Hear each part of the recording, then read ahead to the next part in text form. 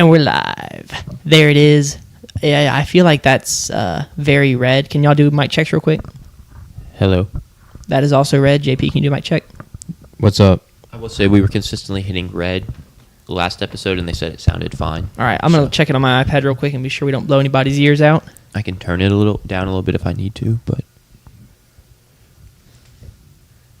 Oh, great. Now my iPad needs to update. Now it'll power through.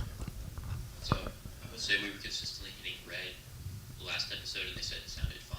All right, I'm going to check it on my iPad. All right, that looks... Whoa. Not the Chargers. Sounds good. Head-to-head, they... JP is currently figuring out the tiebreakers for my NFL stuff. I believe I have the Chiefs winning the West now, unfortunately. I still feel confident about the Broncos winning, Okay. but we shall find out momentarily. Yes, we will.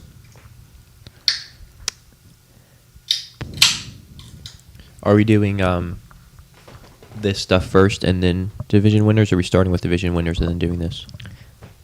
Or are we just doing this? We can do. Or even discussing we'll go over our winners? division winners. That'll be part of our playoff predictions. So I feel like we should do division winners first then. Sounds Did good. you not make a graphic of our playoff picture or anything? I did not. That's fine.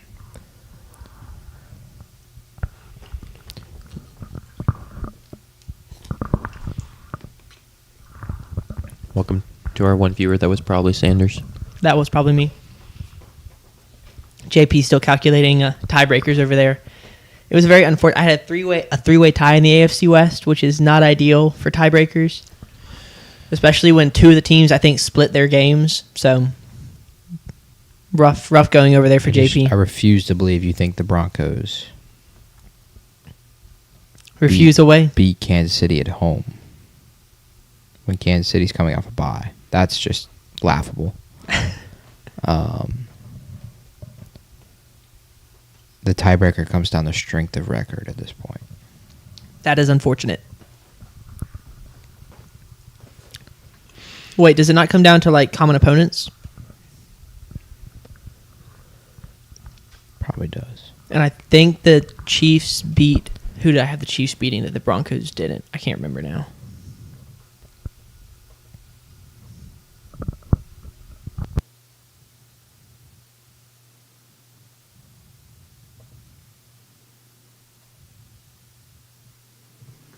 I think it comes down to the fact that Chiefs beat Washington. I don't have the Broncos beating Washington.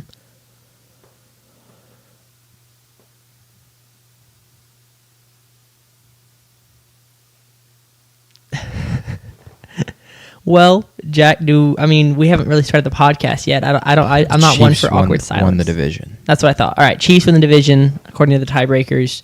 We'll get into all that later. Are we ready to actually start the show now that we've got our tiebreakers figured out? Yeah, man. Cool. Give me 2 seconds. You good? Yes, I'm ready. All right, let's go.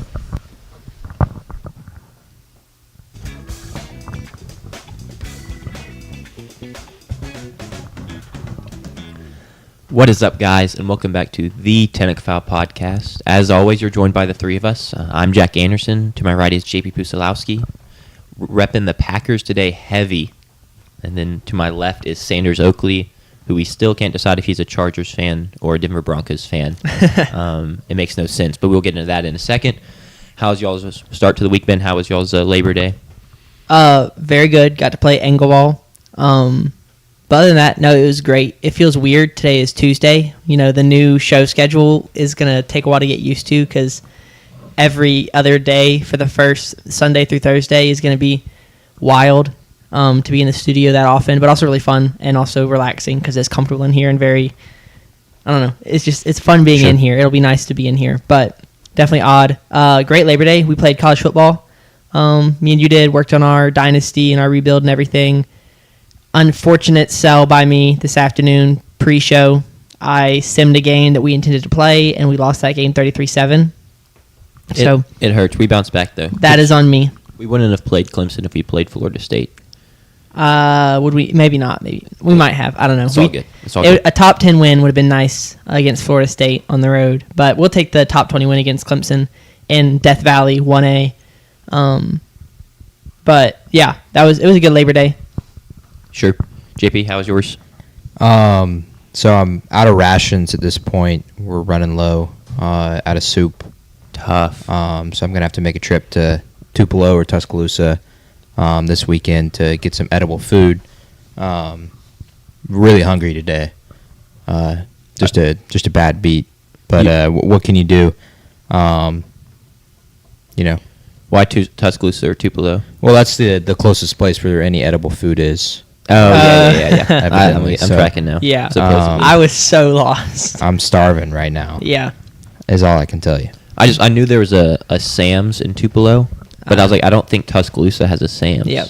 So Is that a solid Kenny Dillingham reference there? Shout out Kenny. he's not setting himself up well for this weekend. Do you see the video of the cowbells? That was funny. hilarious. Seen all of my, them, yes. My comparison was that's like trying to prepare for a Kyle Field game by having one intern stand on the sideline and just yell from across the field really loud. I was like, that is just not. It's not the same thing. Sure. So, I mean, they're doing everything they can, I guess, because you can't have 60,000 people at practice ringing cowbells. You can but, pipe in sound though. Yeah.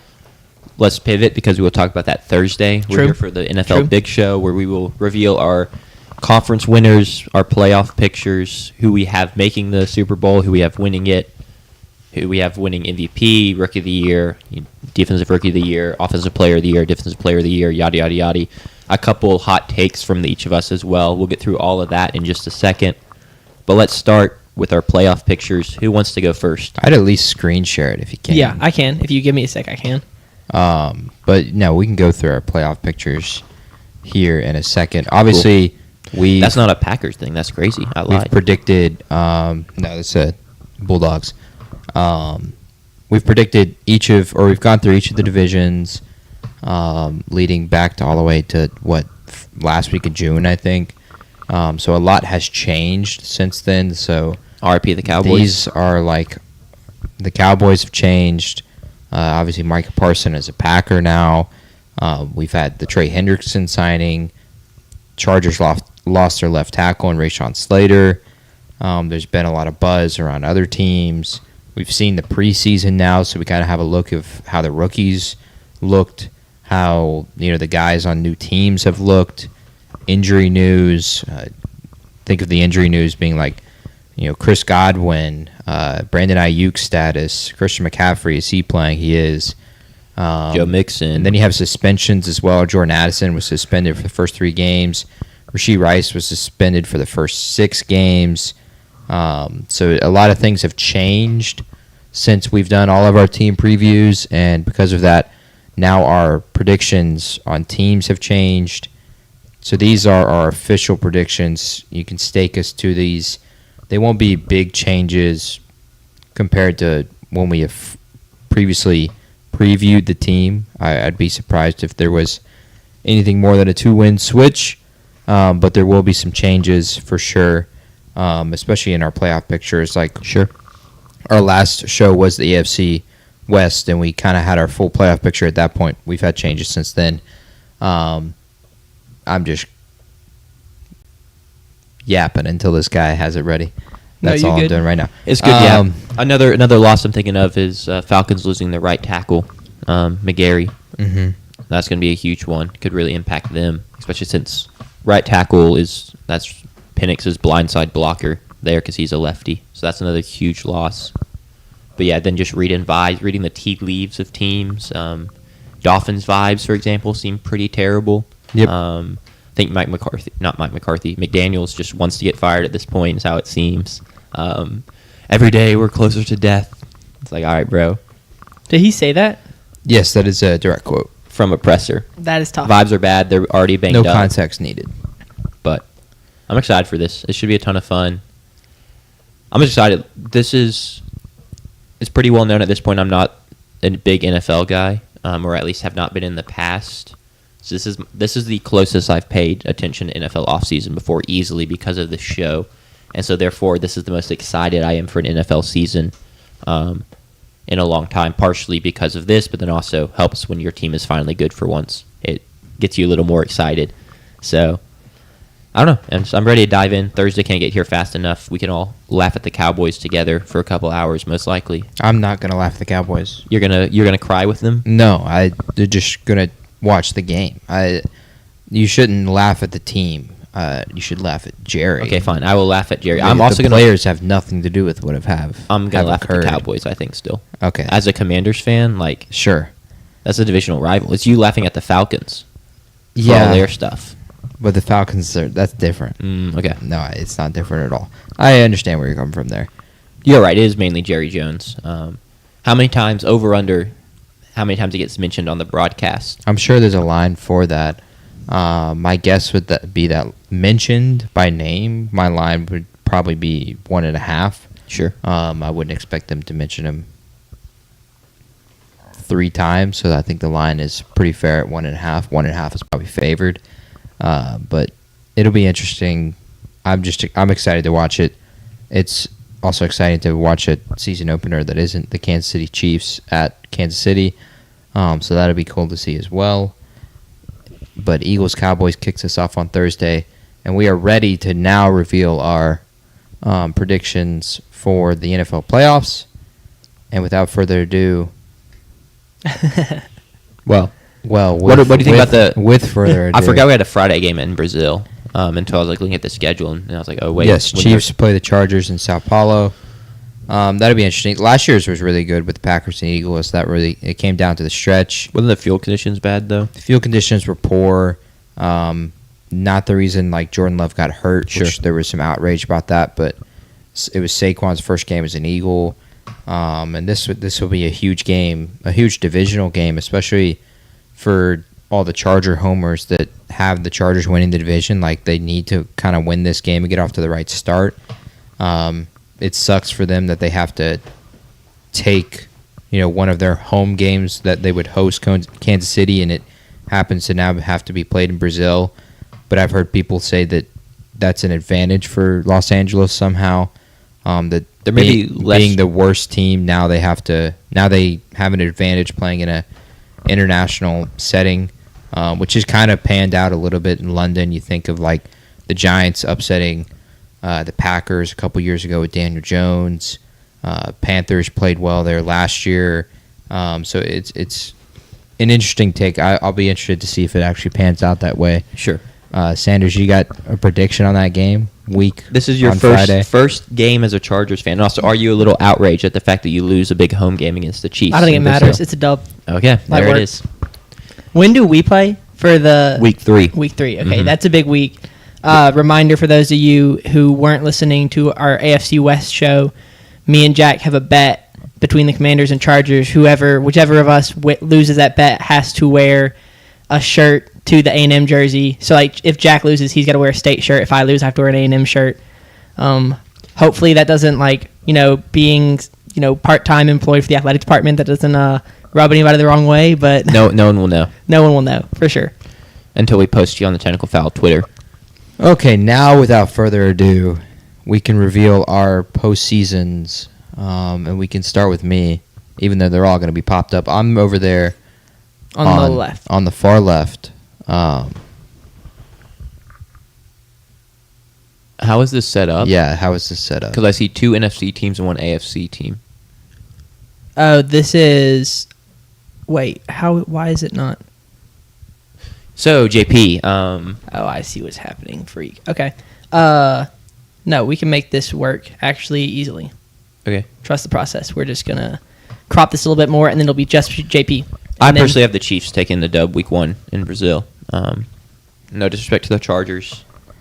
I do really like Justin Herbert, but I have big expectations for the Chiefs this year. I think they're being a little disrespected in a lot of ways. Forgotten about. The offense should be a lot more high powered than it has in the past, and it panned out that way a little bit in the preseason and the snaps that Mahomes took. The Rashee Rice suspension being the first 6 weeks is probably going to hurt them, and they're going to have to survive through that. They got a really tough opening, 6 weeks with the Los Angeles game. They host Philly. They host Baltimore, and they also host Detroit. Includes road trips on Sunday Night Football to the New York Giants and Monday Night Football to the Jaguars. So even the road games are on prime time, national television. Anything can happen there. More than likely, the Chiefs get a penalty that goes their way at the end of the game. They win the game. But it'll be tough first 6 weeks, but Xavier Worthy has a chance to really shine through the rest of the offensive pieces, have a chance to really build up some confidence, which I think will help when Rasheed comes back. Rasheed, when he was playing last year, was easily, from a production standpoint, a top five wide receiver in the league. Yeah. And unfortunately, he gets hurt tearing his LCL. But him returning will be big. I'm interested to see how that goes. Defensively, I think they're going to be just as good as they were last year, which they were a defensive-led team.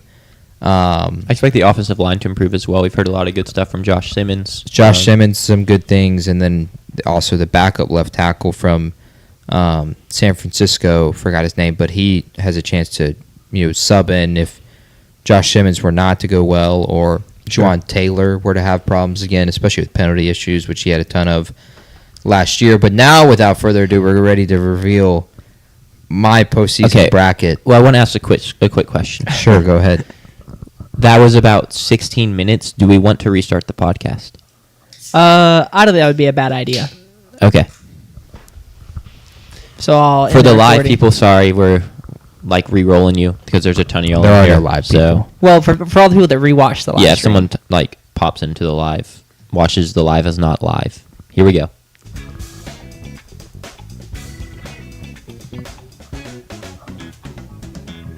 Take two. Welcome back to the Technical Fowl podcast, ladies and gentlemen. As always, you're joined by the three of us. I'm Jack Anderson. To my right is JP Pusilowski. I like the drip, JP. Sorry for calling it Packers drip earlier. I got confused.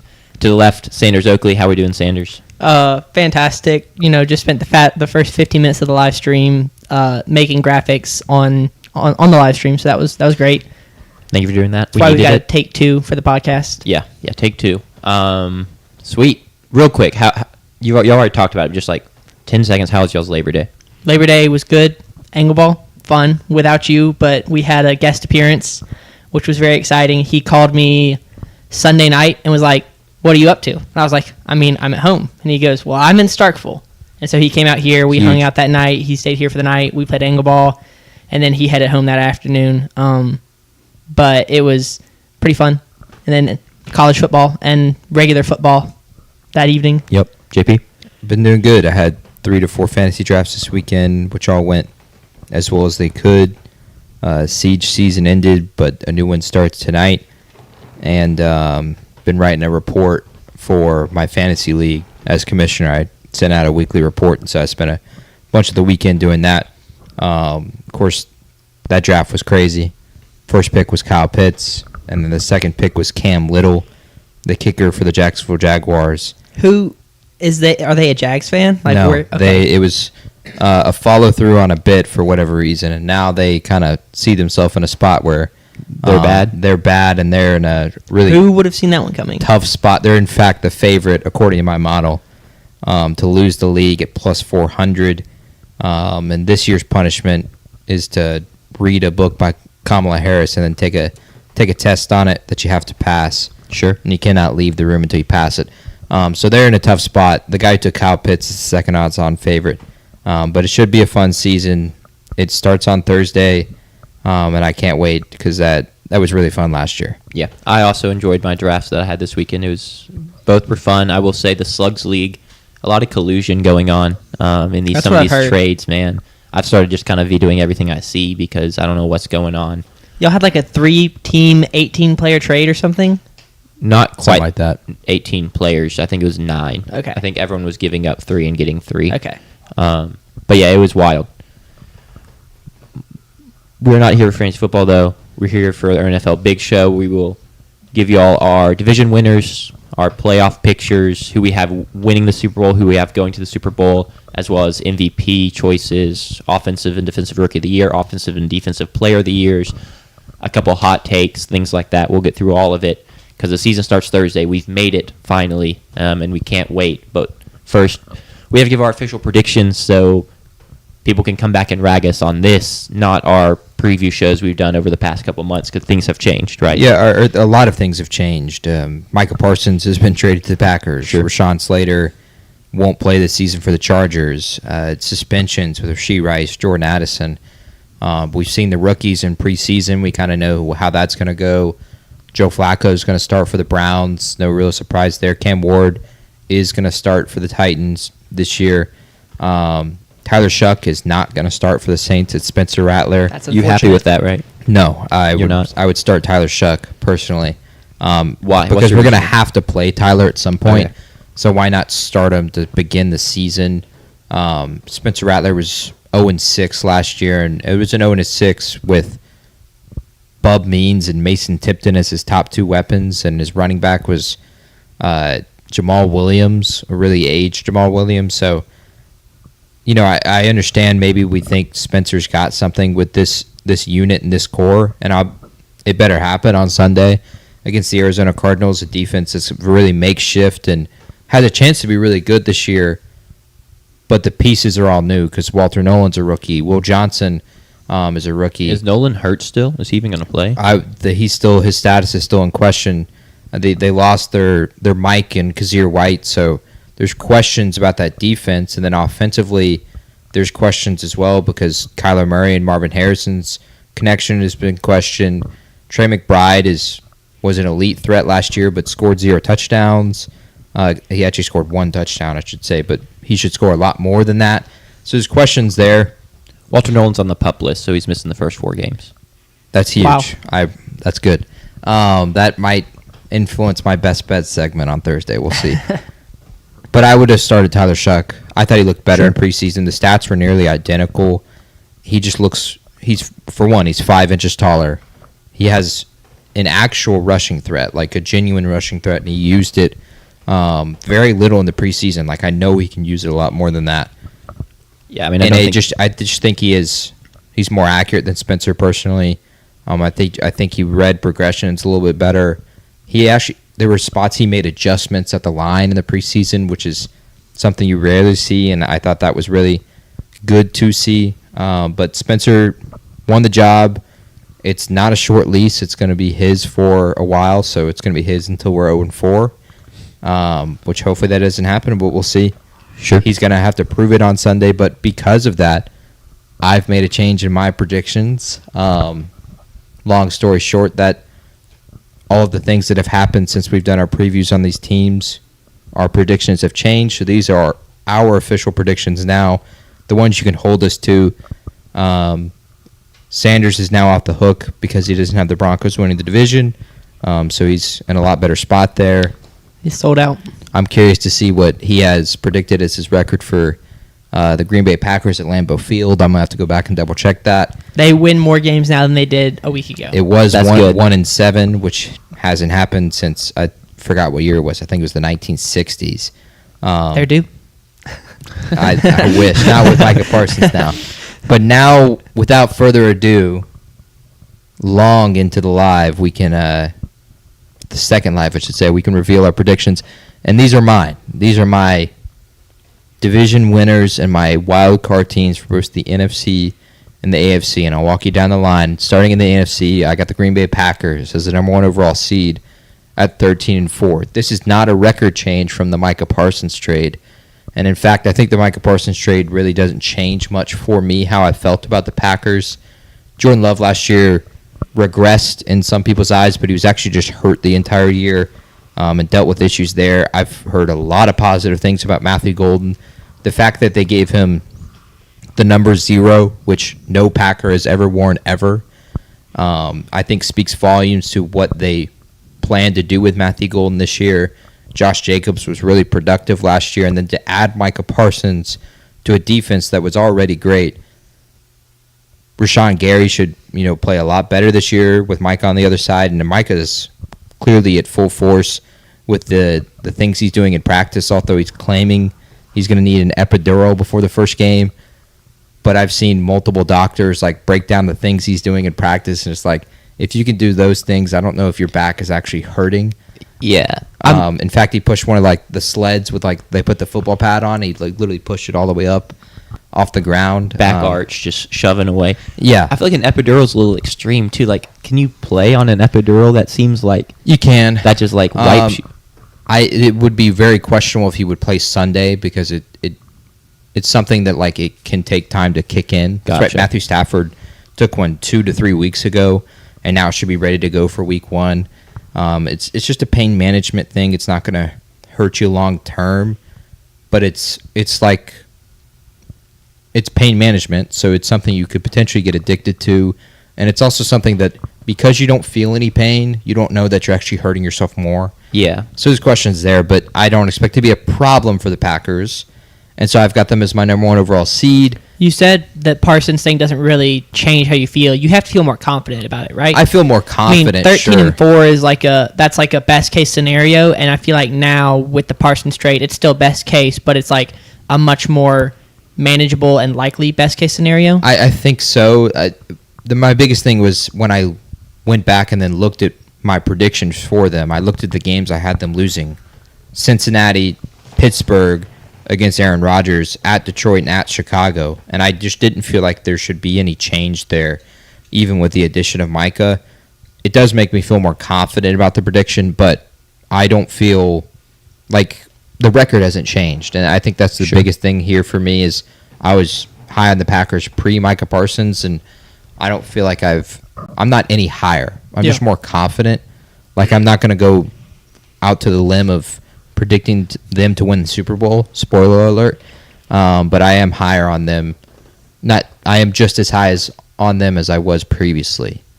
I have the Rams, the Commanders, and the Buccaneers winning the divisions. Big change there is the Buccaneers win the division over the New Orleans Saints. We talked about that just a second ago with Spencer Rattler starting. I just don't expect it to go well. He was 0-6 as a starting quarterback last year. Poor weapons, but he was 0-6. I don't care who you have as weapons. It was not a good look, and we weren't playing particularly great teams in those 6 games either. The Commanders one I struggled on a ton. That was flipped throughout the season, or throughout when we previewed them and leading up to now. It's been quite the Terry McLaurin season, yeah. News, and there were just issues there, but I still think that they're going to win the division. The NFC East has not repeated a division winner since 2004. That's 21 years, and I don't expect that to change this year with the Washington Commanders. I mean, the Commanders are almost guaranteed to win the division because of that, and then the fact that 2 weeks ago the Cowboys were in the running, and so now it's either the Commanders or the Eagles. And since it's been we haven't had repeat winners, it has to be the Commanders. Until Jackson Dart goes 8-0 down the stretch and the Giants win the division. I doubt that'll happen. Yeah, but we'll I also see. doubt that. The Rams one was also one I was torn on, but I was higher on the 49ers coming into when we did their preview, which was one of our last preview shows. But since then, I'm a lot lower on the 49ers. I haven't liked the things I've heard in camp, especially at the wide receiver room. Ayuk's not going to play until like week 7 at best. Ricky Pearsall is their leading wide receiver, and then Juwan Jennings was in a contract dispute, ends up re-signing, but I just haven't liked the things I've heard in camp. Sure. I didn't like the way the preseason looked for them. I'm lower on the 49ers than I originally was, and I think it's more Brock Purdy related than it is team related, to be honest. But I've got the Rams winning the division. There was questions there too with Matthew Stafford, his injury. But I've got them as the 2 seed, 11-6.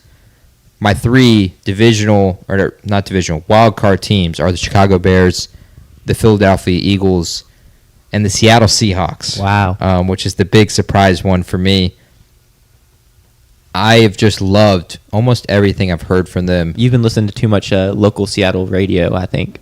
The thing is, they've been the preseason radio shows have been more negative on Seattle than I would have expected. But with those negative things, I've just felt more confident about the team. I think they like the offensive line better than a lot of the national media does. Kenneth Walker and Zach Charbonnet, I think, are going to be a really good 2-back punch. JSN has had great news. Cooper Kupp has had good news. Elijah Arroyo, look out for him. Potential star at tight end for Seattle. Of course, this is a huge Sam Darnold question for them, but I think the defense carries them high enough. And in that NFC West, with the schedule all of those teams have, because they get to play the NFC South, I just think there's 2 playoff teams coming from that division somehow, and I'm not high enough on the Arizona Cardinals to put them in. So I've got Seattle coming in at the 7 seed at 10-7. Sure. And they are, of course, a new playoff team from last year. In the AFC, I have the 4 repeat division winners: Bills, Ravens, Chiefs, Texans, all one loss separating between them two. And then my wild card teams, I have the Bengals, Patriots, and Raiders. That's 3 new playoff teams. Cincinnati, I think, returns to the postseason. Defensively, they've, of course, going to have a ton of troubles, but nothing has really changed offensively. And they lost a lot of one-score games. I just feel like that's going to flip somehow their way, and they'll get up to 11 wins. I'm high on Mike Vrabel and Drake May and the Patriots. I think they can get to 10 wins, which I think is going to be enough to make the postseason. The Chargers were originally in my postseason, but because of the Rashawn Slater injury, I just don't feel like it's going to be a good season for them because he's been so great at protecting Justin Herbert, and I think that's just going to cause a lot of issues for them on the offensive line. So I've got the Chargers dropping out.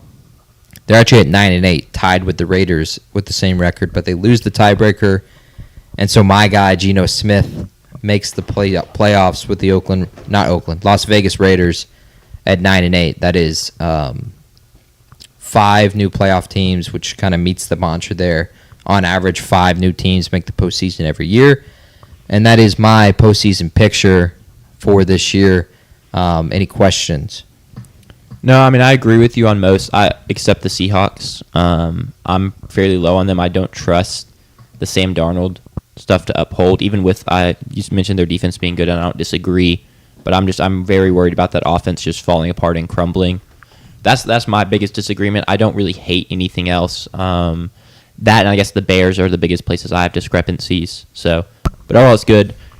I guess I can. Who's up next? Is it me or you? If we're going left to right, it'll be me. Okay, you got it then.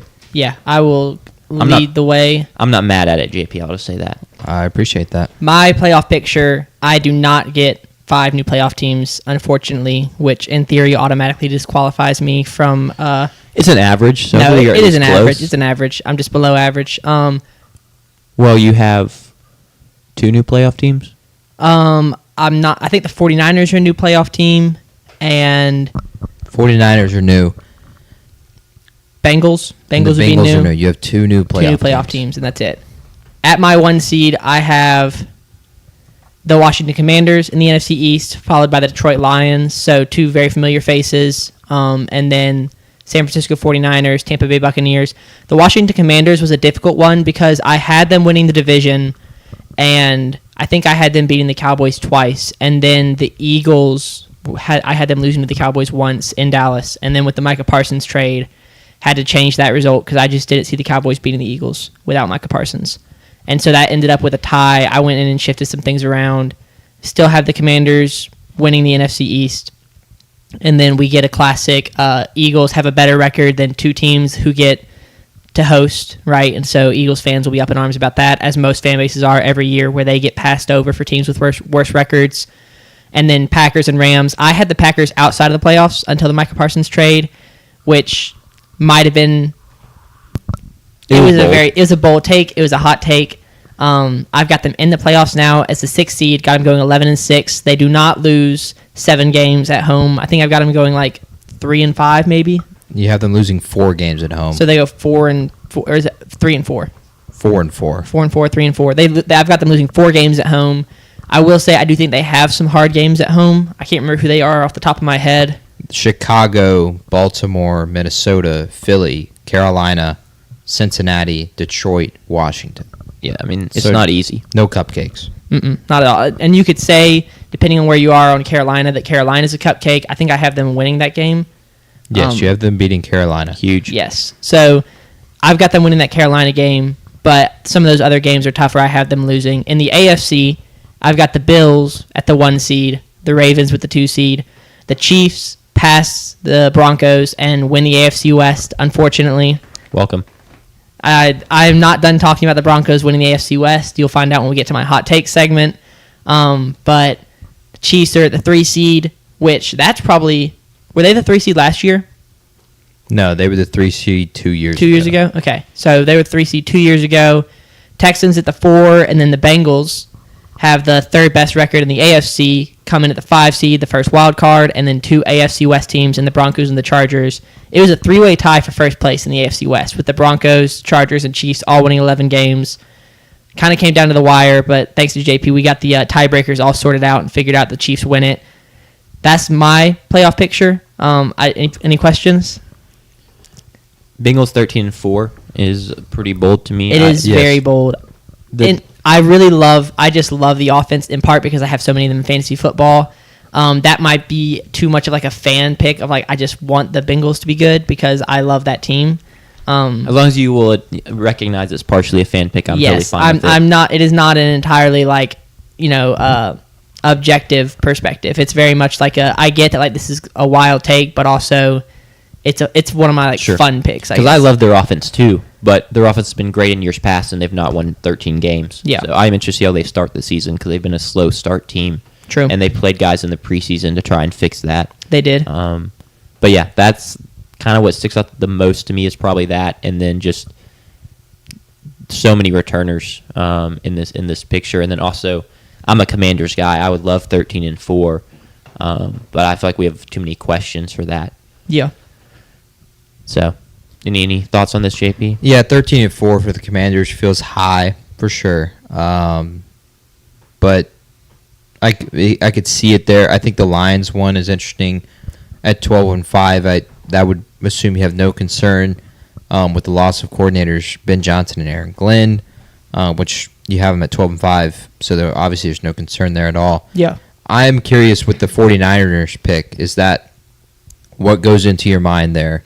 Is that a Brock Purdy faith pick? Is that a team roster pick? Is that a Kyle Shanahan faith pick? The San Francisco 49ers, I believe it was after their 2021 Super Bowl appearance, they had an atrocious year and then bounced back and went to the NFC Championship maybe. Mm-hmm. And so they've just kind of been this team that I feel like, and even before then I feel like they've been like this, where they fluctuate from year to year, and we've seen it from the Eagles as well after their Super Bowl run, where they just fluctuate. And for the 49ers, it was primarily injury-based. They dealt with a lot of injuries last year and had a bad season, and so I'm kind of expecting a combination of bounce back from injuries, and then also just kind of what I've seen from in the past is their ability to bounce back after a bad year, and a trust in Kyle Shanahan because he's led that team to a good amount of success in the past. Yeah. So that's kind of where that's based in. I will say I don't think they're necessarily rolling into this year Also, healthy. that is fair. Like the injuries are still. I'm also not high on the Arizona Cardinals or the Seattle Seahawks really, and so I would say two weaker teams in the division helps them out. The Rams should be good this year. I've got them making the playoffs, one game behind the 49ers, so one game out of first place. Sure. But the other two teams in the division I don't like as much. Yeah. Cool. Any other questions? We can move on to mine. Sanders, you're higher on the New Orleans Saints than I am. That I think we established that when we were doing. What do I have them going? 8-9, I believe. 8-9. And you've got them going 7-10. I think that I actually let you like hype up the Saints too much. That's what ended up happening. Like when we were doing our preview, because at one point you had them going like 10-9, and then you changed it.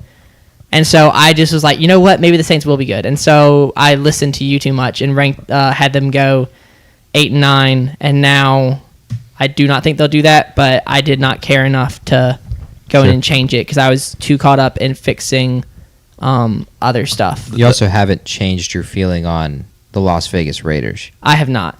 At 2-15. Yeah, We'll get into that later, I think. We will get into that later with the bold predictions. I definitely don't see them going 2-15, but looking at their schedule, I was not going to try. And that was the issue with moving all that stuff around today, was it just took, like, it was so difficult because you have to, like, find, flipping wins and losses for. It's a domino effect down the line. Yeah, it creates some weird stuff where I was like, if I change this team, then I go over and change this team, and all of a sudden I've got the freaking New York Giants going 11-6, and I'm like, where did that come from? So that it's kind of like a difficult, balancing all the wins and losses. It's challenging because you can't just like be like, well, I think this team will be good and this team will be bad. You have to actually assign the wins and losses so that plays out the way you think it'll play out. Sure. Fair enough. We're ready to do yours, Jack? Yeah, we can pull up mine real quick and let's make it happen. My playoff picture, I have the Packers as the 1 seed in the NFC. I was high on them like JP, but unlike JP, it did affect my win total because I did not have them at 13 wins. But I think the Micah Parsons piece is huge. The more I've thought about this team, Rashawn Gary's good. I expect a year 2 leap from Edgerrin Cooper on defense. Yeah. And then the Jordan Love piece, I expect him to have a big year. And I love the draft pick of Matthew Golden. I think I was the highest on him on this show in terms of him being a true one receiver in the NFL. Absolutely. And we've heard positive reports about that in camp. My Commanders are sitting at 12-5. I'm choosing to ignore some holes in the roster and the age of the roster. This is like a historically old roster in recent years. Mm-hmm. So we're going to hope we stay healthy. And in Jaden Daniels and Bill Krosky-Merritt, we trust, and Terry McLaurin offensively. So I have them going 12-5. Bit of a shocker. I know JP's over there shaking his head. I have the Falcons as a 3 seed at 11-6. Love Michael Penix. Think he's going to have a huge year. The right tackle is out for the season. That's a big loss. But I like their schedule. I think they'll improve. And I trust Penix to get the job done in crunch time more than I do Kirk Cousins, for example, and think they can pull off some big wins. And that starts the run of a bunch of 11-6 teams to fill this out. I have the Rams winning the NFC West at 11-6, and then the Eagles, Lions, and 49ers are all 11-6 to round it out. Speaking about the 49ers, I didn't want to give my reasoning for them being this high until it was my turn. I think the schedule's so easy. I don't actually love this football team. I think they're very top-heavy and old in that regard. It's not as deep of a 49ers team as we're used to.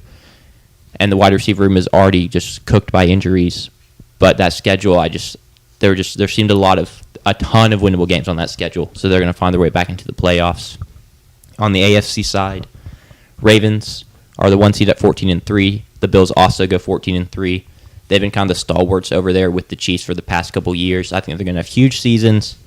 The question is, can they finally get done in the playoffs? And we'll get into that later. Chiefs are right behind them at 13-4. I think we're going to see a bounce-back Mahomes season. People like Bill Simmons suddenly are saying he's not the best quarterback in the league because he doesn't have necessarily the stats, but yet no one can beat him in the playoffs in terms of, Lamar Jackson, Josh Allen. So no one's come and taken the belt, in my opinion. Yeah. And I think he's going to hold true to that this season and be fantastic. I think their offense will bounce back and the defense will stay good. Texans take advantage of a weaker division, finish 12-5. Expect C.J. Stroud to bounce back a little bit. Their defense is still fantastic with Will Anderson, Derek Stingley, and company. Can't beat that at all. Then my wildcard teams, all three at 10-7, are the Jaguars. A massive bounce-back season. I'm high on Liam Cohen and what they got going on there. Chargers at 10-7. Rashawn Slater's injury dropped them down a game for me. But I think their defense is still going to be good enough, and I trust Justin Herbert enough to get them into the playoffs. And then the Bengals, I guess, slightly bounce back in terms of that's not really very many more wins than they had last season at 10-7, but they're back in the playoffs. I think for them making the postseason is all they need to do because I think they're good enough they can win any game. That they could win any game. Agreed. Against anyone. So for them, it's just they got to make the postseason because you can't win the Super Bowl if you're not in there. Yeah. And they're good enough to win the Super Bowl, but you got to make the postseason to do it. So I think they'd even be happy being there at 7, and they've won at Buffalo in the postseason as well. So I don't think they'd be scared about that game either. It's the kind of situation where NFL teams benefit from not playing like an NBA series or an MLB series because, I think if you put the Bengals in a best-of-7 series against the Ravens, the Bills, or the Chiefs, they're losing that series.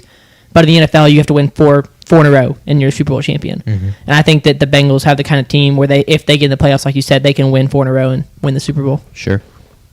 Yeah, as you said, the Falcons one extremely troubles me. Raheem Morris has really never been a winner. Michael Penix will be starting his 4th game this Sunday ever. He, of course, is only 1-2. Sure. Now, that's small sample size, but I liked Penix, and I like him as a quarterback. I don't know if it's going to work out this early, this quickly, because I just don't see it happening. Offensively, they got all the weapons in the world. They got the number 1 overall pick in a lot of fantasy drafts in Kyle Pitts, and then the number 2 overall pick in a lot of fantasy drafts in Bijan Robinson. Sure. People are really high on Drake London. I completely understand that. Defensively, I have just a ton of questions. That's the bigger concern. They're going to be really young defensively. They're going to have to play James Pierce, who they took in the first round. They're going to have to play Jalen Walker, who they took in the first round as well. And, lost Grady Jarrett, one of the best Falcons ever. I've got some serious questions there. Jesse Bates is still there, but Justin Simmons leaves that back line in the safety room. And as I always say, the Falcons are going to Falcon. Sure. So we'll see how it turns out for them. But I don't mind them not reaching the postseason, winning the division. I can see it happening. I think too, if there's always going to be a team or two that like you can't necessarily, you don't love them preseason. Like they have questions, but things break right and they end up in the playoffs. Some teams have to make jumps, right? Yep. The biggest thing is you have 4 new playoff teams. I like that. There's some parity there. Not something that Sanders has. So not a big fan of Sanders' playoff picture because of that. That's just something that happens every year, and I completely understand that you're going to have to make bold takes. New teams are going to rise. Other teams are going to falter. So I'm not too upset with your playoff picture there. Real quick, I want to say I really wanted to get the Patriots into the playoffs, but I think they finished 9-8 in my record predictions, and so that one hurts me a little bit. But I still think they drafted so bad at the back end of the Belichick tenure. It's not a complete roster at all. And so while the schedule's easy, and I like Drake May, and I love Travion Henderson, and I think they drafted well this past year, I just think it's going to take another year for them to get fully over the hump because of those things. Yeah, and the book's not quite written on Drake May yet either. He's not a guaranteed hit, guaranteed great starter. So there's definitely going to be some questions there offensively. I'm really interested to see how they look because they've got weapons there. Stephon Diggs coming off an ACL injury, then Kyle Williams, Demario Douglas, and the running back room. Like Travion Henderson is really high on a lot of people's boards for fantasy football, but mine included. He may not even be the starting back behind Ramondre Stevenson, behind the other running back. I don't know who you're talking about. Oh well. Former Commander, Antonio Gibson. Yeah. Could get a lot of snaps from running back. But defensively, they spent a ton of money there, and it's a Mike Vrabel team, so you kind of expect them to run the ball. So having those 3 backs might not even hurt them much this year. But it's going to be Drake May would be the difference in the Patriots making the playoffs. He's got to play really, really well. I expect him to, which is why I have the Patriots making the postseason. And I think that's one of those teams that will surprise people this year and will be just a lot better than I think people really think right off the bat. Valid. Cool. Well, those are our playoff pictures. So we can get into now who we have making the conference championship games, who we have making the Super Bowl, and we can go from there. JP, you started us off with playoff picture. Who do you have making the AFC championship? Yeah, so for my AFC championship, I have the Kansas City Chiefs returning to Buffalo to play the Buffalo Bills.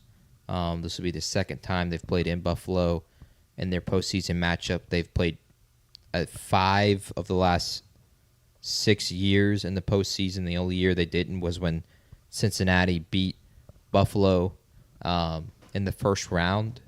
This time, the Chiefs return to Buffalo and play for the AFC championship game. And I think Buffalo is going to win that game for me. Yeah, fair. My AFC Championship game, I have the Chiefs and Bills matching up as well. However, I have the Chiefs getting it done yet again, led by Patrick Mahomes. And so the Chiefs are yet again in the Super Bowl, in my opinion, just off the back of another great season. A little more dominant season, too, in my eyes. I mean, a lot of people last year were like, how do they keep winning these close games? I don't think they'll find themselves as many close games this year, and they'll cruise a little bit better this season. But I have the Chiefs back in the Super Bowl. Yeah, I've got the Bills and Ravens, and Bills are going to take advantage of that 1 seed and host the Ravens. I think that's my 1 and 2 seed, so I have both them making the AFC Championship and matching up there. I'm going to have the Bills winning it and getting to the Super Bowl for the first time since they lost 4 straight, or is that right? Yes, it would be the first time since the 90s when they lost 4 straight. Yeah, so Bills are going back to the Super Bowl behind Josh Allen, and I think that's going to be a fun matchup. They were very close last year, but I think that with the 1 seed, they'll be able to take advantage of that. Sure. Cool. Off to the NFC side, the NFC Championship. JP, who do you have in this matchup? So I have my number 1 overall seed, the Green Bay Packers, hosting the NFC Championship once again. This year I have them playing my 6th seed, the Philadelphia Eagles. I think the Eagles are too good of a team to lose these postseason games, especially against the postseason teams I have in there. The Bears, the Rams, the Commanders. I just think they're better than those teams in a postseason 1 game. because of their ability to run the football. And so I have the Packers and Eagles playing for the right to go to the Super Bowl. And I'm going to take the Green Bay Packers to win the NFC Championship, which would be a massive storyline because of this guy behind me right here and his failures in the NFC Championship. So I can't imagine how that would turn out and how Green Bay and the sports media world would feel about that. But I have the Packers winning the NFC Championship in Lambeau against the Philadelphia Eagles. Sure. I have the exact same matchup and the exact same winner, and the Eagles are my 5 seeds, so a similar thing if they don't win their division. But I just can trust them the most in these playoff games. But I like the Packers to get the job done and thwart the Eagles' plan at making it a rematch in the Super Bowl. I think their team is just so good, and they've filled their biggest weakness with the Micah Parsons trade, and so I think they're ready to roll, and I'm excited to watch them. I've got Commanders and Lions, so another 1-2 seed matchup, which I would love to have gone back and look at historically what the conference championship matchups look like. Like, is it typically do the 1-2 seed make it? Like, what does that typically look like? I'm going to imagine yes, but I mean, it statistically that makes sense. Yeah. I can tell you, in recent memory, that's not necessarily been the case. Yeah. We've had many. The Commanders last year were a wild card team that made the NFC Championship. You can go back to the Rams, 49ers in the NFC Championship. One of those teams was a wild card team. So it's not necessarily the thing every year. But that's kind of how it's supposed to work. Yeah, that's kind of the reality is I didn't realize until we were just talking now that I was like, oh, this is my 1 and 2 seed, but it makes sense because they're the 2 teams I think are the best. Sure. The Commanders and the Lions. So I've got the Commanders winning that matchup, going to the Super Bowl and matching up against the Bills, which I love because those were the 2 teams that didn't make it last year. And there were a lot of people who were joking about how that would be a more fun, they should play Super Bowl, Sunday afternoon, Sunday evening, and then play the other game the next day or on Saturday. And that's what the people wanted to see was Bills versus Commanders. Yeah. So we get that this year. That would have been cinema. Yeah, so we're going to get Bills, Commanders this year, which I'm excited to see. We can move on to Super Bowl champions. Yes, we can.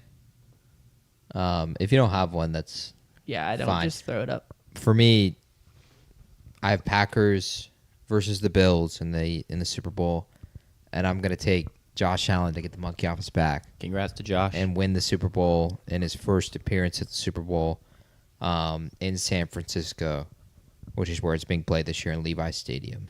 I'm going to take the Bills to beat the Packers, but a Packers-Bills Super Bowl, it just feels right.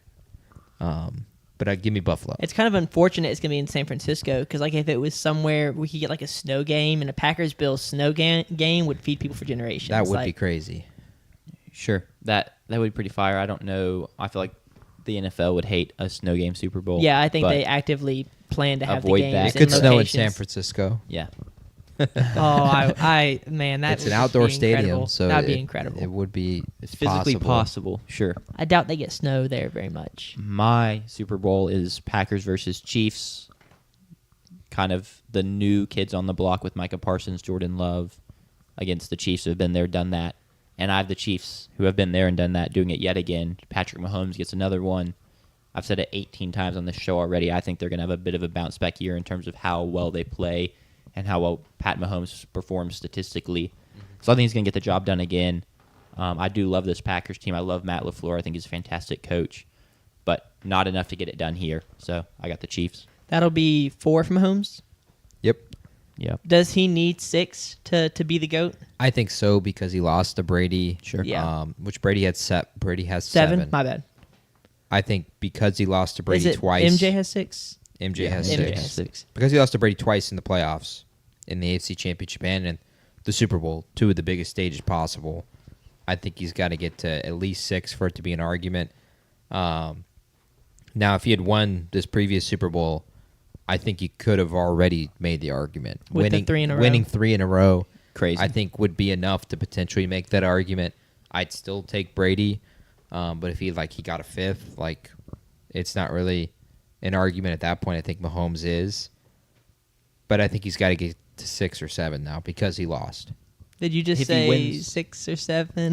Not on 6, purpose. 7. Oh, my. If if he wins this one though, like I feel like Brady's pretty undisputed. So like, where does he fall in line? Does he become second? Oh, he's already second. Yeah. I feel like right now, and that's like no shame to Joe Montana, to Terry Bradshaw, who've won more Super Bowls than Mahomes. He is already second because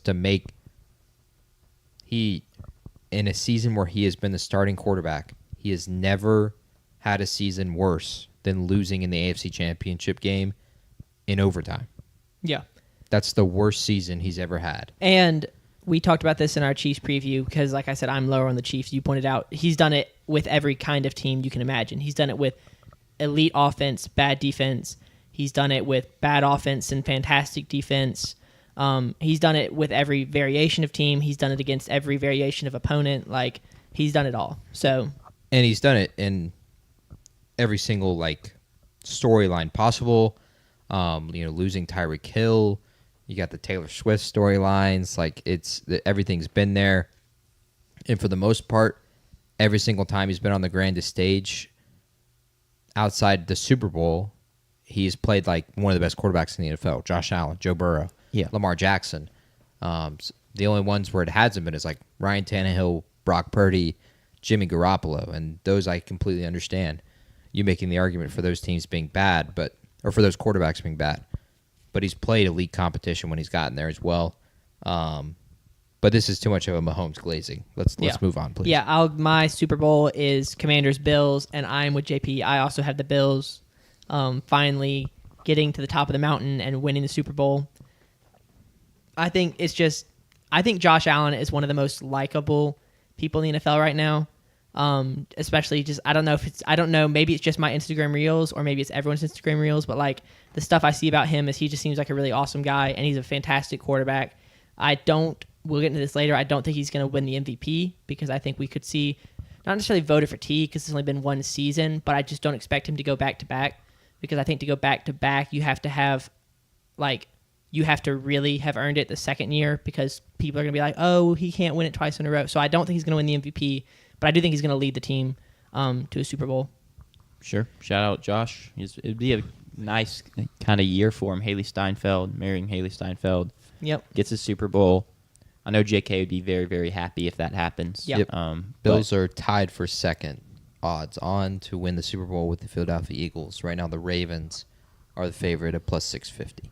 Sure, none of us have them. And the Chiefs are where? Making the Super Bowl. Chiefs are they're in fourth at plus 800, just behind Buffalo and Philly. Sure. Then there's a gap with Detroit and the Green Bay Packers. We want to get into MVP since I was just talking about that? Yeah, let's do player awards.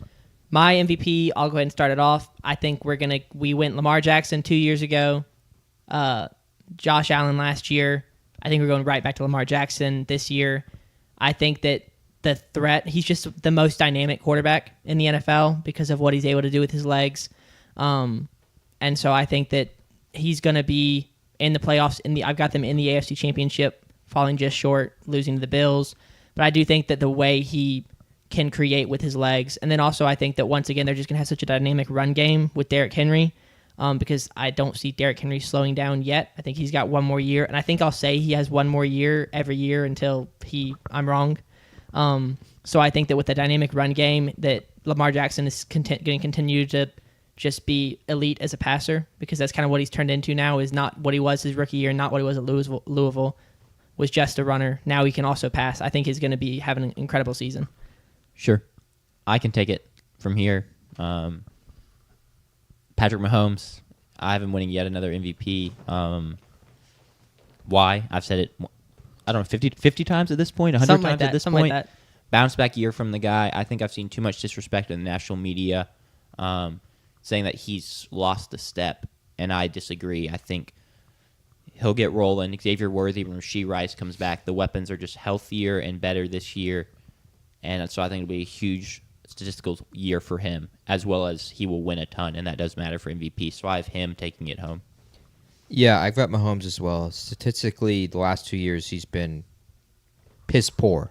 That's the way to put it.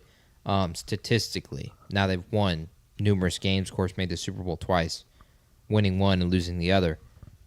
I just think the offense is going to be so much better this year that statistically you can't say he wouldn't be the MVP of the league.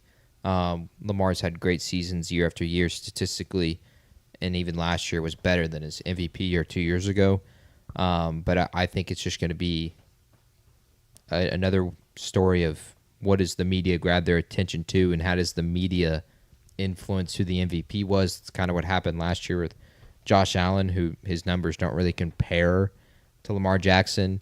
But I'm going to take Mahomes. It'd be his first MVP since 2022 and his third ever. You having Lamar winning his third means that eventually you're going to have to pick the Ravens to win the Super Bowl. No player to win 2 MVPs has ever not won a Super Bowl. So statistically, Lamar is due even for if a he doesn't Super win Bowl. this year, he's eventually due for one. He's eventually due for a Super Bowl. Interesting. In NFL history, no quarterback or player who has won 2 MVPs has not won a Super Bowl title. Good to know. So Lamar is in that conversation. But I have Mahomes winning. And the y'all MVP are not this at all year. worried about Mahomes being on ACL watch? I mean, I'm he's worried there. about any of these picks getting injured. Yeah, It's the football. explanation for people who are watching this who haven't watched our previous stuff. Like 4 months ago, I don't even remember. It was like the end of the spring of basketball and everything, and we were talking about the Chiefs. And JP is actually a podcast that was lost to the void because we forgot to hit record or something. And JP said something about Patrick Mahomes being on ACL watch because he has not had the significant injury that most NFL players experience, other than a dislocated ankle. I think he's had at one point in his career. Other than that, he's avoided injury almost entirely. And I mean, Yeah. Josh Allen is also on injury. Maybe not ACL watch. His might be concussion, given the way his play style, but he's also avoided significant injury throughout his career. That's why I ask if y'all are a little bit nervous about Patrick Mahomes.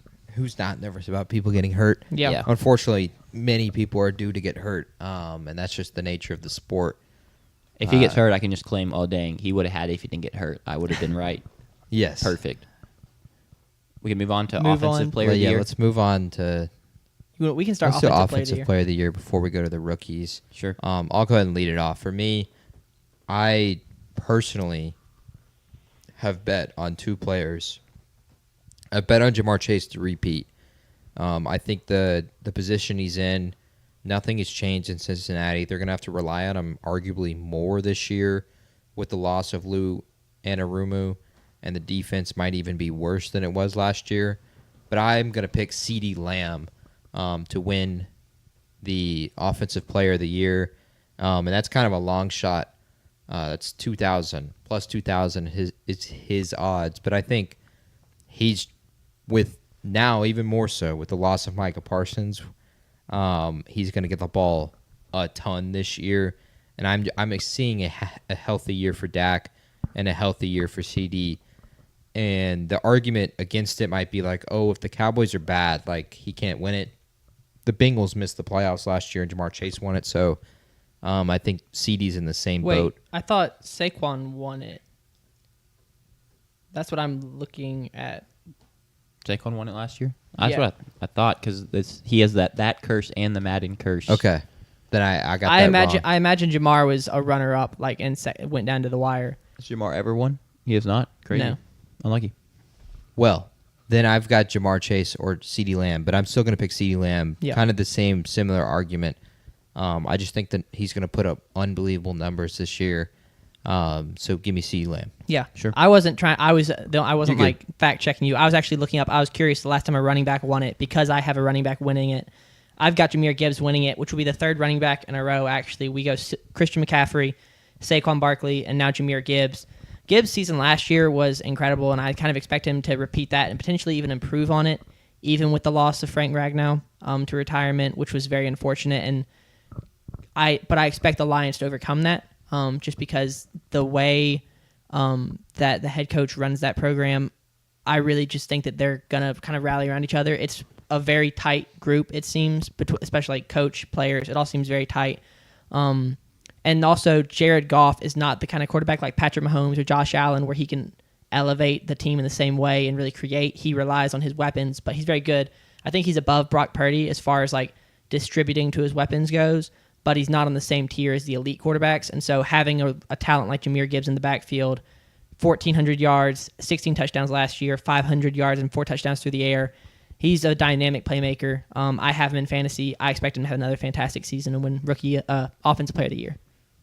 It'd be impressive if he won Rookie of the Year. That'd be unprecedented. I have Malik Neighbors winning Offensive Player of the Year. He's a stud. Yeah. He gets open with ease. He's so explosive. He can make big plays. But I think his target share is going to be massive in New York. I'm a little worried about him staying healthy. It was an issue his rookie year. It's already been an issue in the preseason. But if he's healthy, I think he can put the stats and the touchdown numbers to win this award because, he just gets so many targets in that offense. He basically is their offense. So I have Malik Neighbors. Do you have a quarterback situation you would like to see for him, like best case scenario for him to win it? Not really. I think Jackson Dart will take the job at some point. From what I'm hearing, he's listed as QB2 right now, even above Jameis Winston. Wow, I didn't realize that. But I don't think it matters. He was fantastic with Daniel Jones and whoever else was out there last year. So I think they know they need to get him the ball, and so I don't really think it matters that much. I think he needs Russell to put up the numbers, especially early on. I expect like Malik to play really well and to put up productive numbers because Russell introduces a threat that none of the Giants quarterbacks had last year, which is the deep ball. And Russell, over the past 3 years, even going back to Denver, is like top 3 in terms of accuracy on deep ball from a percentage standpoint. And that was something Malik wasn't able to use last year, which is one of his best threats at LSU. Sure. Was with Jaden Daniels on the deep ball over the top. He had 2 of them against State here at Starkville. So I think he needs Russell to kind of for that to pan out for him. I would expect Jackson to get him the ball a ton. Like, who wouldn't get the ball to Malik Neighbors? But I think he needs Russell for an extended period of time for that to happen. Fair point. This year. And that's also, that's a long shot, plus 2,500, a little bit longer than CD. But it's possible. Yeah, I think I was looking to make my hot take, which had to be plus 500 or higher odds. And I was like, I could put almost any of my predictions there. But I was like, I wanted to go with something else for that spot. Yeah. Defensive Player of the Year, who do you have, Sanders? I have a guy who was recently traded, who was fantastic last year, has been fantastic every year of his career, Micah Parsons. I think Micah Parsons moves to Green Bay, makes that move, and I think that his pairing with Rashawn Gary, who I think is a very good defensive end too, to rush across from him, I think that the two of those will play off of each other very well. I think Parsons will create more for Gary than Gary does for Parsons, but I do think Parsons will benefit a lot from that. We're looking at 16, 18 sacks probably on the season. I think that he's going to post a fantastic season. I don't know the last time. I should have just looked it up. The last time a non-edge rusher won Defensive Player of the Year, but it's been Myles Garrett. Oh, Aaron Donald, I'm sure, in 2021, probably one of the last years of his career. He's still a defensive lineman. Yeah, so it's been Myles Garrett, T.J. Watt, Aaron Donald. As of late, I don't know the last time a non-defensive lineman won it. So the closest odds favorite to win Defensive Player of the Year that is not a defensive lineman is Pat Surtain at plus 3,300. There are 9 players, actually 10 players ahead of him. So this is more than likely going to be an edge rusher award. Sanders has Micah. I've got T.J. Watt, who's at plus 1,000. Micah's the favorite right now, but I'm going to take T.J. Watt. I think he's going to have a really productive year with the new contract, and I expect it to go well. They've got some concern there with Cameron Hayward and whether or not he'll play through some contract disputes, so they're going to have to rely on T.J. Watt a little bit more. But I'm going to take T.J. Watt to be my Defensive Player of the Year. Jack also has another edge rusher, the former Alabama product. Yeah, I have Will Anderson winning it. Took a step up in sacks last year from 8 to 12. I expect another step up in sacks. Plays on a good defense to win a lot of games. So I have him. He's a fantastic player. I think he can put the stats. Going back to Micah Parsons real quick, I also feel like Parsons does almost have like a media leg up at this point because 100%. People like to rag on the Cowboys. So it's almost like, oh, wow, they traded away some guy and he ended up and went and won Defensive Player of the Year. Yeah, that is a narrative I could see being pushed pretty hard. But I love Will Anderson. He's a fantastic player. I think the odds aren't terrible for him, plus 800 or something like that. Will Anderson's just behind TJ Watt at plus 1100. Plus 1100. Okay, so he's down there a little bit, but not out of it, and needs another edge rusher, and it basically become an edge or defensive lineman award these past couple of years. So give me Will Anderson. If you're looking to make a donation, Chase Young at plus 25. 250,000. Sorry, 250,000. Plus 200. Wow. Some good money to potentially be made there, or just So if you put a it- donation if you into put it- your local sports book. If you put $1 in, that pays $2,500. $2,500. I mean, he's potential second overall pick behind The Kyler Murray. employees at FanDuel need some more money, so feel free to donate. Yeah. By $1 to make Chase Young $2,500. Former second overall pick seems like a good bet to me. We'll go now to our rookies. We'll start with offensive rookie of the year. I love what we've done here, guys. By the way, I will take an offensive rookie of the year, and for the most part, it looks like we've all picked kind of our guys. Yeah. And for me, my guy is Ashton Genty, who is on one of my fantasy teams. I got him all the way down at 17, which is crazy value. But I got Ashton Genty winning offensive rookie of the year. I think for me, the second guy I'd pick would be Travis Hunter. But I think Travis is guaranteed to win one of these two awards because he's the number 2 overall pick. They traded a first rounder for him. I just don't see a world where he doesn't produce immediately for Jacksonville. But I don't think he'll win offensive rookie of the year. I think he'll win the other one. So I'm going to take Ashton Genty. He's the lead back in Oakland. Las Vegas. I keep saying Oakland. I wish they were still in Oakland. Same. And Geno Smith is going to rely on him a ton. And the knock on Ashton is like, it's two things. One, he played in the Mountain West. The competition is poor. Who cares? His numbers were almost as good as Barry Sanders. Like, I think he would have been fine in the SEC. In fact, he might have been better if he was the Alabama running back. Yeah, behind an Alabama offensive line. He might have actually won the Heisman. So I don't understand that knock. The other knock is, he didn't have any receiving production in college. Well, he did in his 2 years prior to his Heisman campaign. In his Heisman campaign, they weren't throwing him the ball because they wanted to win a Heisman Trophy for Boise State, and so they kept handing the ball off to him. I think he had to get a rest at some point, too. He's still productive in the receiving group or in the receiving area of football. I don't know. I jacked up that sentence, but I think Ashton wins offensive rookie of the year. I think he's a 1,000-yard rusher. He's one of the best players in fantasy. Statistically, he's guaranteed to be better than Saquon Barkley. So give me Ashton Genty. Do you think that his chances go down if they continue to not let him do his weird backfield stance? Well, he's already out of that. He stopped doing it in the preseason. Yeah. And no, I don't think that's an issue. Cool. I think they should let him do it. I think it's helpful to his intimidation effect. Okay. I also have a rookie running back winning this award. I did not have Ashton Genty winning this award. I do have my guy out of this rookie running back class. The reports out of Patriots camp about Trayvon Henderson have been nothing but sparkling, which backs up what I thought about him in the pre-draft process. He's a fantastic running back. Him being in a two-back system hurt him a little bit at Ohio State in terms of production, but he's so fast. He has the explosive threat that not all these other rookie running backs have, and I think that can be a big factor. And he does have to fight for carries with like Ramondre Stevenson and Antonio Gibson, but I think a couple weeks into the season, he's going to establish himself as RB1 there and get an RB1 level of carries. So I have him winning it. I think he'll hit 1,000 yards rushing as well because I don't love their O-line, but I also don't love their passing game, so I think they're really going to want to hammer it on the ground as much as possible or even get him on screens and stuff, get him going. So I have Trayvon Henderson winning it. He's also got a chance to have returning production. He had a kick return touchdown in the preseason, so that could help his case there. Yeah, and then I have the final, I guess, high-profile rookie running back, Omarion Hampton, who my take on him throughout the NFL draft process was he was a lot closer to Ashton Genty than RB3 was to him. I really like where he landed in Los Angeles. I almost corrected myself to San Diego, but that would be reverse wrong. In Los Angeles, I like his landing spot there. I like the quarterback. I like the offensive line a lot more before Slater goes down for the season, but I do still think that offense is going to be dynamic because Justin Herbert has traditionally posted good stats. He had a little bit of a down year last year statistically, but that was with one wide receiver, and that was Ladd McConkey. This year, he has Ladd McConkey in year 2. He's got Keenan Allen back on a 1-year deal.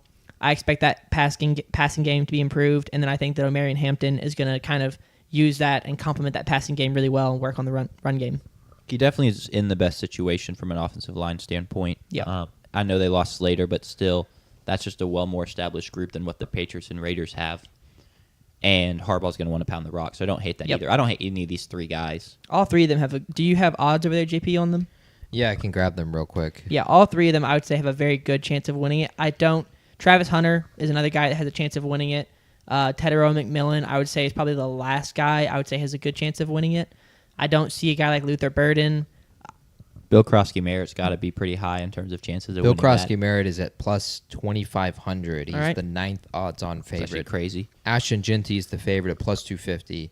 And then Cam Ward at plus 300. Cam Ward, yep. Omarion Hampton at plus 750. Travis Hunter at plus 1,000. Then there's Ted McMillan and then Travion Henderson. Following that is Emeka Ibuka and Matthew Golden, the receivers from Ohio State and Texas. So we've picked guys inside the top 6. I think Cam Ward's got a chance, but I just don't think he's going to be productive because I don't like the receiver room. Tajay Spears is supposed to miss a good part of the season, and so it's only Tony Pollard in the backfield. And Tony Pollard was productive, but not having a two-back approach I think is going to hurt them, especially not having the receiving threat that Tajay Spears can be. And I just don't think they win enough games. I think all three of these teams, for me, 2 of them are playoff teams, and the Chargers are playoff teams for both of y'all. So I think that's just going to help them in their case over Cam Ward. Yeah, it's like winning doesn't matter as much here as MVP, but if the Titans win 3 games, like that is going to hurt his case. Wins so are a quarterback right. stat. Yeah. And I think that's where it would hurt Cam Ward this year and his hopes to win Offensive Rookie of the Year. Cool. Coach of the year? Defensive player. Defensive Rookie of the Year. Defensive Rookie of the Year, thank you. Yep. Yeah, Defensive Rookie of the Year. Jack and I have the same one. We have Travis Hunter, the Heisman Trophy winner. I think he wins Defensive Rookie of the Year pretty easily this year. There's not really a ton of competition outside of Abdul Carter. Now, Travis Hunter is the 5th odds-on favorite to win it, but I just think he's going to be really productive defensively, and I thought his best moments at Colorado were defensively as well. Sure. Yeah, I have Travis Hunter as well. I think we'll get plenty of snaps at cornerback. I know we're still kind of waiting to see how it exactly shapes up, but also key piece here, I have the Jaguars making a huge bounce back from last year and winning 10 games, and he'll be a factor in that, and that'll play into this award. So I have him winning it because Abdul Carter, I think, it makes sense that he would be up there, but that D-line in New York is stacked. So they're going to have to share stats. They're going to have to share sacks and stuff like that. So I'm interested to see how that goes, I guess. Yeah, I have Abdul Carter winning it, and I think he benefits from that stacked defensive line because I think he has all the talent in the world. I think he's going to come out of college closer to where Micah Parsons is now than Micah Parsons was when he came out. I think that Abdul Carter is going to come out more polished as a pass rusher. So I've got him. Micah Parsons had double-digit sacks his rookie year. Yeah, I think Abdul Carter is also going to post double-digit sacks. I think Abdul Carter is going to be better his rookie year than Micah Parsons will. I don't know. He may not be able to record the same stats because Parsons was the only not the only. He had DeMarcus Lawrence, but the best rusher on that D-line. But I do think that because of where Abdul Carter lands, he's going to benefit from having Dexter Lawrence and Brian Burns playing across from him. And I don't know that they're going to be able – I don't know how offensive lines are going to stop that, and I think it's just going to be like a feast. Like all the D linemen will be able to feast. So Micah Parsons, I like not to like no, you can full pushback, but Micah Parsons rookie year, 13 sacks, 84 tackles, 3 fumbles forced, 30 quarterback hits. He was a Pro Bowler. He was All-Pro first team, and he was second in Defensive Player of the Year voting, not just rookie. Yeah, he won Rookie of the Year.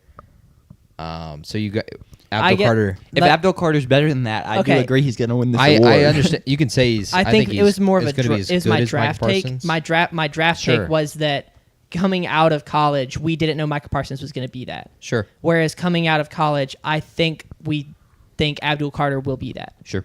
And so he may not be there his rookie year, but I think that I like him more coming out of college than we did Micah Parsons. That's fair. Yeah, I mean, that's very... I keep saying we. I don't mean to speak for y'all. I liked him more coming out of college than I liked Micah Parsons coming out of I was high on him as soon as the season started last year. This is true. I think I was very high on both but I probably was higher on Abdul Carter just because of my age, I guess. Like, Yeah. I'm a lot more dialed in now than I was a couple years ago. True. So I probably had more draft takes to give. So, All right, now it's Coach of the Year. I have Liam Cohen winning it. Talked about a Jaguars resurgence, I expect, and he's going to be the leader of that. And I was asking Sanders for the show. What the heck was that? I do not know. Might have been me with like a severe thunderstorm. Yeah, it was like a severe thunderstorm warning. Gotcha. We're good then. We're good. Hopefully we don't get blown away while podcasting in this severe thunderstorm because it is Flash flood warning. getting a little We should be dicey fine. outside. But yeah, this award will typically go to coaches that facilitate a big turnaround. I love what he did with the offense in Tampa Bay. I think he can bring a lot of that to Jacksonville. I am slightly concerned about Trevor Lawrence, but I have hope that there's still a great quarterback in there, and if someone can unlock it, I'm trusting Liam Cohen to do that. So I have him winning Coach of the Year.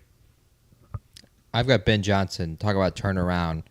I have them going from 5 wins to 11, and I think by default that gets Ben Johnson the award. I just have high praise for him as an offensive mind, and I think the Bears are going to be a lot better offensively. Matt Eberflus is out of town, so maybe the defense is better as well this year, and I just think he's going to have a better grip on the locker room, and this feels more like a media kind of pick. But winning 11 games to make the postseason, I think, gets him the award. Yeah, I've got Sean Payton at the Broncos. They had a good year last year. I mean, made the playoffs, right? Mm-hmm. Made the playoffs, and I expect them to make the playoffs again. We'll find out later. I have a bold take about the Broncos, and I think they end up on top of the division, or there's a possibility of that.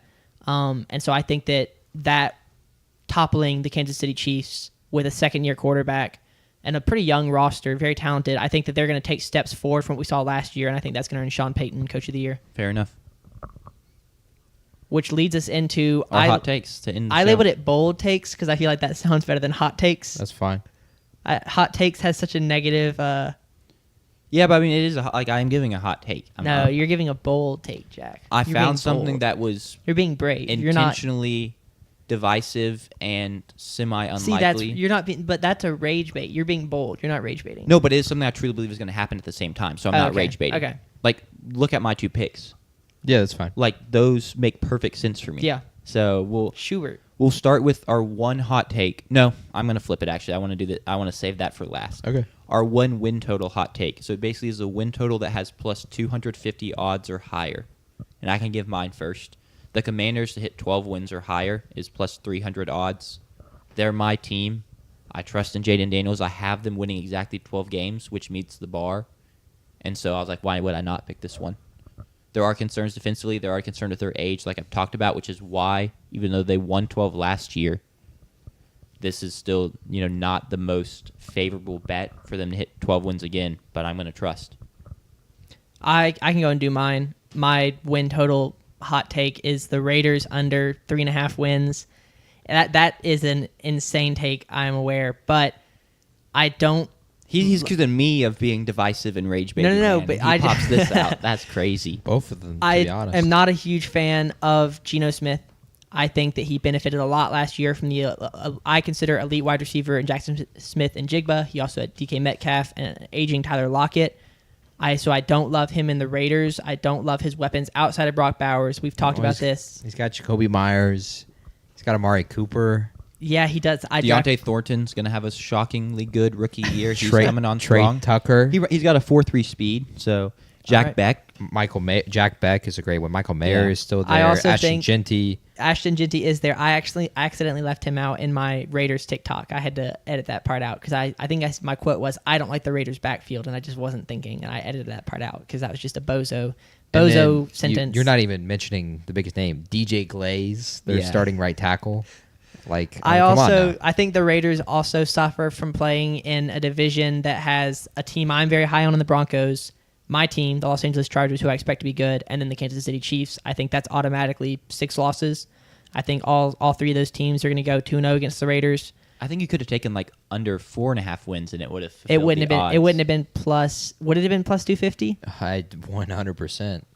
It probably wouldn't I have been can plus 500. Double check. I think my issue is I was trying to get it plus 500. That may have been my. Yeah. Yeah, you could have taken under 4.5 and it would have been plus 400. You could not have taken 5.5. under 5.5. All right, well then we'll change it under 4.5 because that don't meets know. the criteria of. Okay. JP's rule was for this hot take, the odds had to be plus 250 or higher. So I'm going to change my take to under 4.5 wins. Yet you've predicted under 2.5. Well, that's So you that's plus 1,600. No, this is my final take. Those are not my. This is what I'm saying is my final take, and I'm predicting under 4.5 wins for the Raiders. Okay. But you're really predicting 2 wins. Officially. The people can't see the spreadsheet. They don't know that. JP, what's your win total hot take? For me, it's the Chicago Bears over 10.5 wins at plus 380. I also kind of debated putting the Detroit one here as well. You've got them winning 6 games? Yeah, under 6.5 wins, which I've actually bet that, and just because I like the value on it.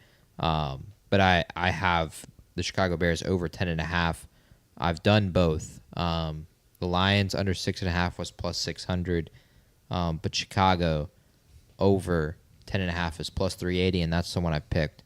I think they'll go 11-6. I don't expect any higher, but I think the schedule works out for them. I think offensively they're going to be a lot better. There's so many weapons there that I just don't see how. I'm still high on Caleb Williams. With how many weapons there are, I just don't see how that offense is not prolific. Sure. The only real question is the running back room, which will lead into my next hot take.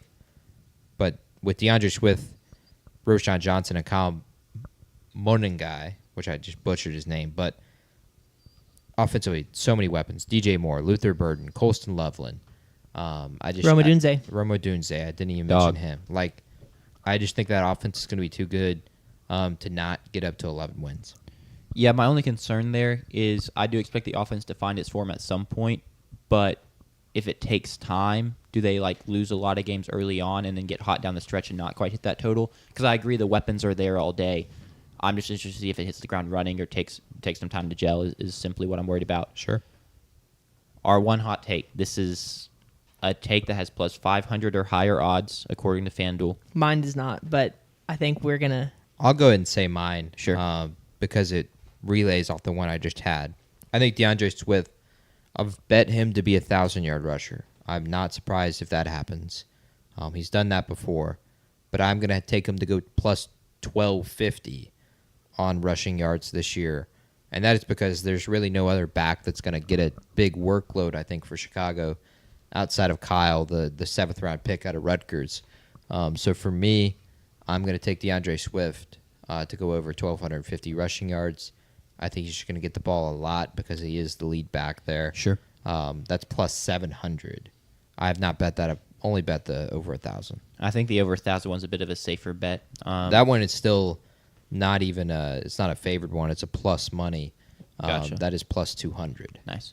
Good day to you, Brian, as well from Australia. I can get into mine. I have Michael Penix to go over 30 passing touchdowns. The odds are hit the mark perfectly at plus 500, so I meet the criteria.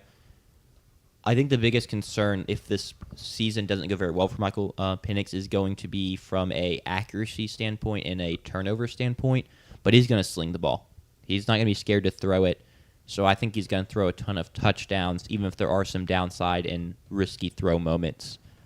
I'm not too worried about him just lighting it up positively in the statistical category. So I have him throwing. I tried to find 35 plus passing touchdowns, to be honest. I couldn't find the odds on that, but this fit the criteria, so I'll take it. My hot take is not plus 500, it's plus 290, but given the controversy around it, I wanted to reiterate it because I didn't get to talk about it earlier. I've got the Broncos winning the AFC West. The odds are plus 290, which I realistically thought would be a lot higher. I was kind of surprised. Well, this is the thing about odds, is odds are not just what does Vegas think the percentage chance this is going to happen. Odds, ultimately, are reflected on what the people think. Right.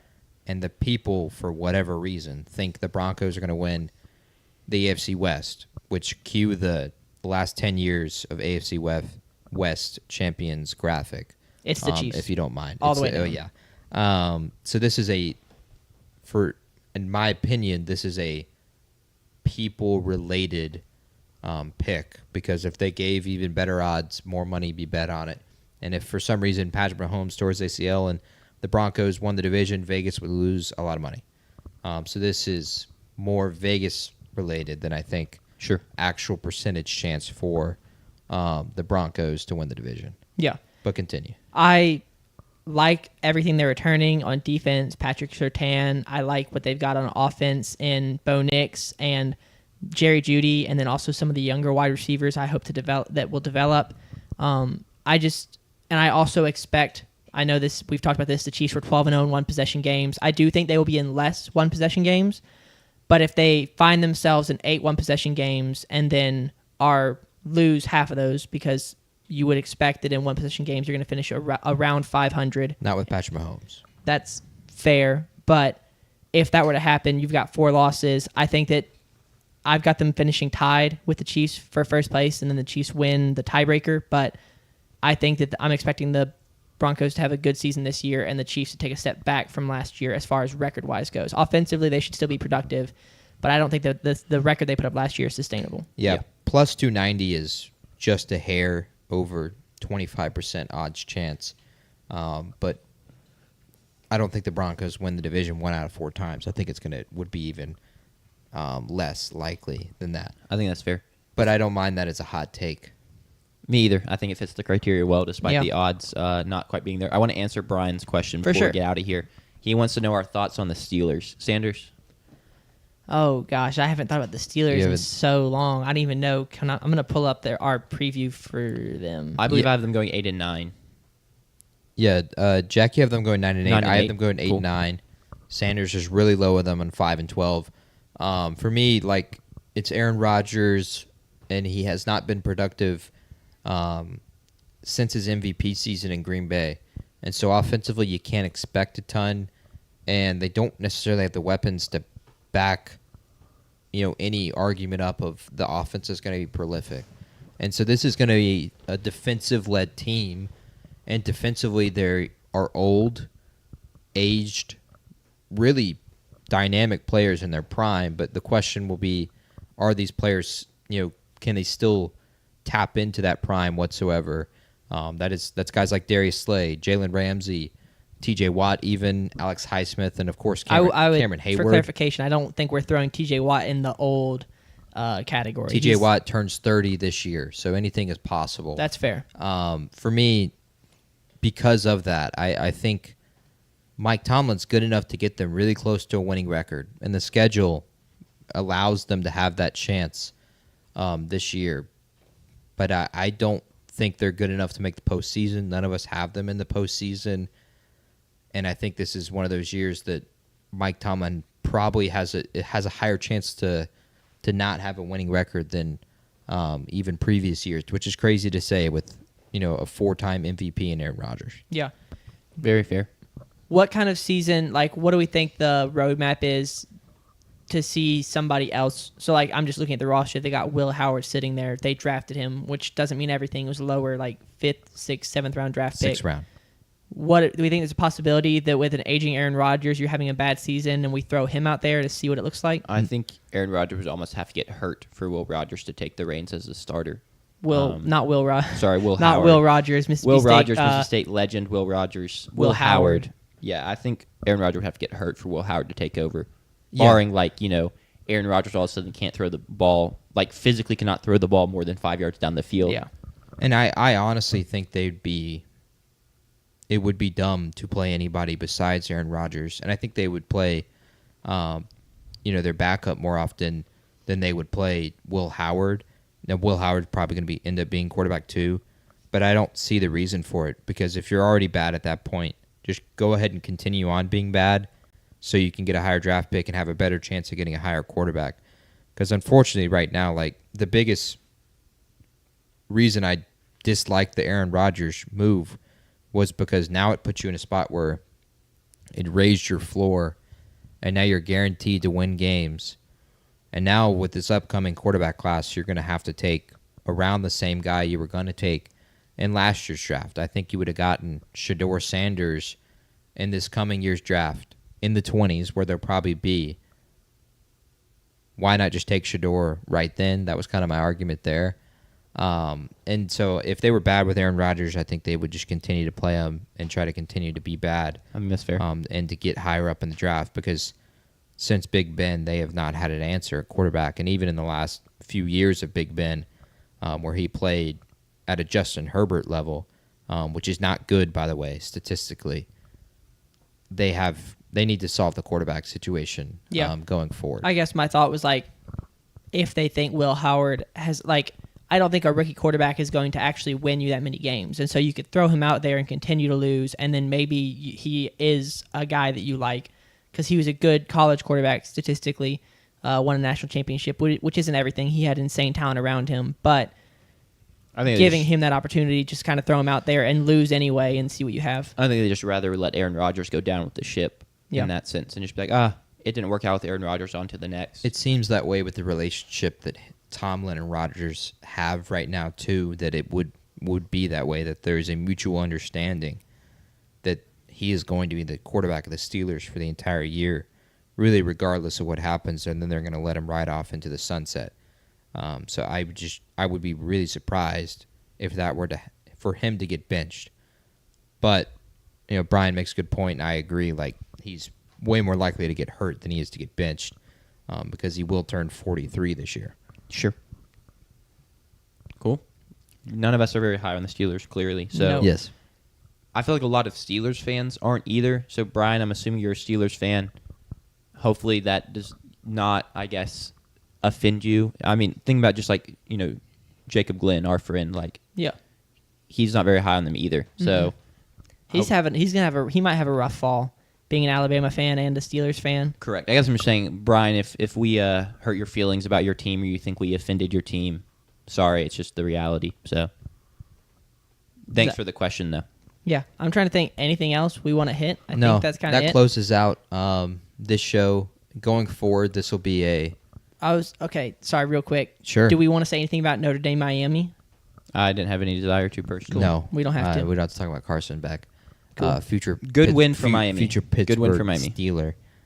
Carson Beck, that's crazy. I That was my appreciate take a during the man draft process. that's optimistic about his team and has hope for his team regardless. So I can get behind you on that. But going forward, Tuesday shows will be reacting to the NFL weekend and its full entirety. And so that'll be starting next Tuesday. We'll be doing that. Won't be a preview show anymore. We'll actually have results to talk about. Thank goodness. Thursday, we look forward to. We will preview both college football and the NFL this coming weekend. Probably going to lean into more NFL than college football because there's not really a good slate of college football games this weekend. But we look forward to that. And then Sunday, of course, is still a college football reaction show. But that's the schedule going forward. We'll be here every other day, Tuesday, Thursday, Sunday, around 5 p.m. That time changes pretty much every single day. We're really flexible because at the end of the day, we're still students in college. And tests happen, class happens, stuff happens. But we appreciate you for joining, Brian. And we appreciate everyone else for watching this post. Any other closing thoughts? No. Thanks for joining. I'm ready for more football. The weekends are about to get a lot more busy, a lot more couch sitting, A lot more fun. a lot more fun. Yeah. All right. Peace, y'all. See ya.